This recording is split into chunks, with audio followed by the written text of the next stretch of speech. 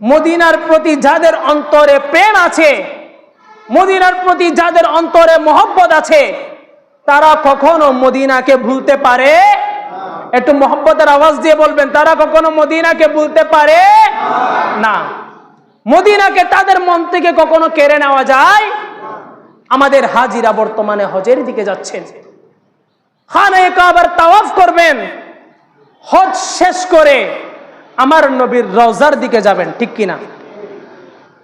তারা যেন আমার নবীর রওজার দিকে না যায়, সেই জন্য বর্তমানে সোশ্যাল মিডিয়াতে কিছু কিছু ব্যক্তিরা এমন কথা বলছে যে মদিনায় যাওয়া হজের অংশ নয়। যারা বলেন নাউজুবিল্লাহ, মদিনায় যাওয়া হজের অংশ নয়,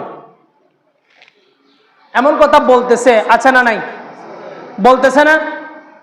মানুষকে মদিনা যাওয়া থেকে ডিমোটিভেটেড করছে,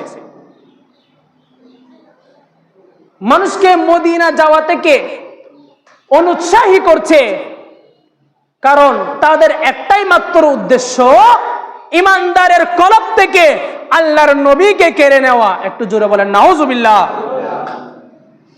সুতরাং হাজার চেষ্টা করলেও ইমানদারের কলব থেকে কখনো নবীকে কেড়ে নেওয়া যাবে, কারণ যে ইমানদার নবীকে একবার কলবে বসিয়েছে, যে ইমানদার নবীকে একবার হৃদয়ে ধারণ করেছে, তার হৃদয় থেকে মদিনাকে ভুলিয়ে নেওয়া কখনো সম্ভব?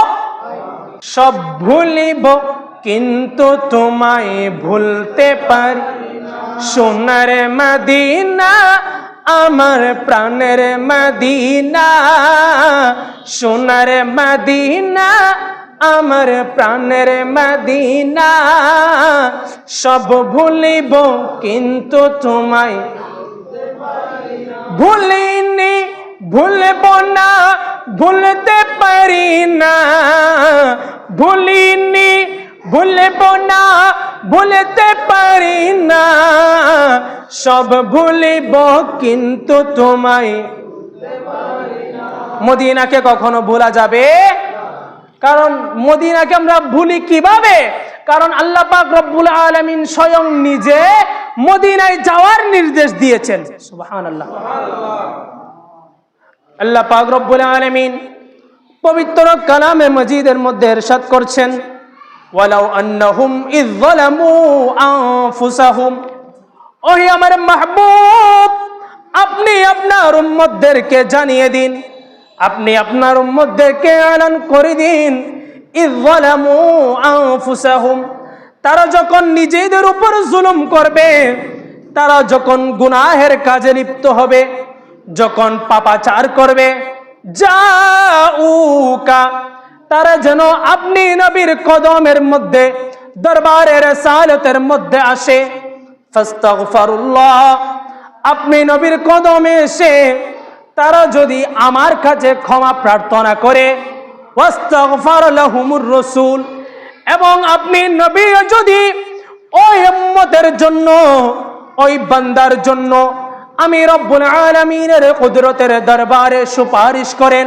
শাফাআত করেন, ওয়াস্তাগফার লাহুমুর রাসূল লাওয়াজাদুল্লাহ তাওয়াবার রহিমা, আপনি নবীর শাফাআতের দিকে তাকিয়ে, আপনি নবীর নবুয়তের দিকে তাকিয়ে, আপনি নবীর মহব্বতের দিকে তাকিয়ে, আপনি নবীর চেহারার দিকে তাকিয়ে আমি আল্লাহ ওই বান্দার গুনাহকে মাফ করে দিব।